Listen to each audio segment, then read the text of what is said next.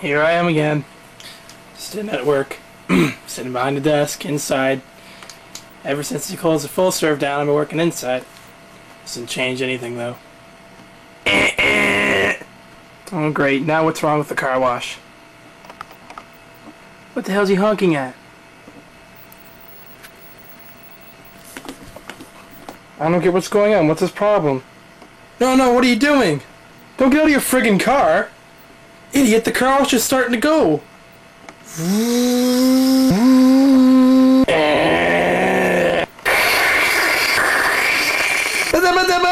Uh-oh. The car wash arm ripped off the door of his car because he's an idiot and he got out for no reason.